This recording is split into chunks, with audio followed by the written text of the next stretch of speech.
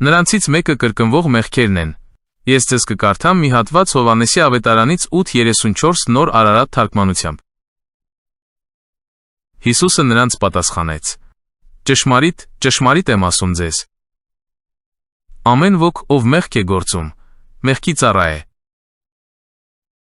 Եբրայեցիս թղթի 12-րդ գլխում նույնպես ասվում է, որ կա այնպիսի հասկացություն, ինչպես մեզ գայթակղեցնող մեղքը, այսինքն այնպիսին, որը մեզ թակարդի մեջ է գցում։ Մարդկության պատմության մեջ առաջին մեղքը կամ այսպես կոչված սկզբնական մեղքը կատարվել է ոչ թե գայթակղություններից, մարմնի ցանկությունից կամ այն ամենից, ինչ կա աշխարհում, այլ այն պատճառով, որ օձը մտավ Եդեմի պարտեզ։ Նախքան Սատանան կկարողանար գայթակղել Ադամին եւ Եվային, Եդեմի պարտեզ մտավ օձը, որը խաբեց Եվային, իսկ հետո Եվան համոզեց Ադամին մեղք գործել, եւ այդպես նրանք երկուսն էլ մեղքի մեջ ընկան։ Շատ հաճախ Աստվածաշնչում ասվում է, որ օրինակ Սատանան դրդեց Դավթին հաշվել Իսրայելի ժողովրդին։ Առաջին մնացորդած 21:1-ում։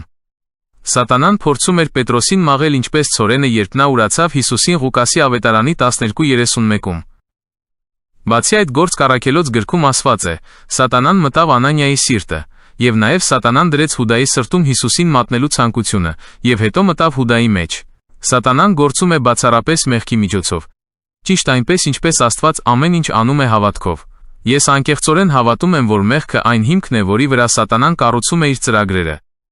Եվ մեզանից ոչ ոք չի կարող մեղք գործել առանց Սատանայի մասնակցության։ Ես գիտեմ, որ դուք դրան հավանաբար գարարգեք եւ գսեք. ոչ մենք մեղք ենք գործում մեր ընկած մեղավոր բնության պատճառով եւ նրա պատճառով, որ ապրում ենք մեղավոր աշխարհում։ Բայց Ադամին անհայտ էին մեղավոր աշխարհի գայթակղությունները։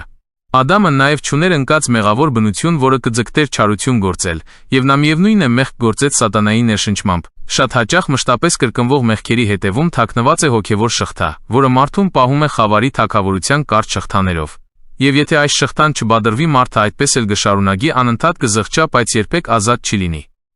Նա կխոստովանի, բայց այդպես էլ երբեք չի ազատվի մեղքից։ Այնպես որ, շատ հաճախ կրկնվող մեղքերի արմատը թաքնված է հոգևոր աշխարհում։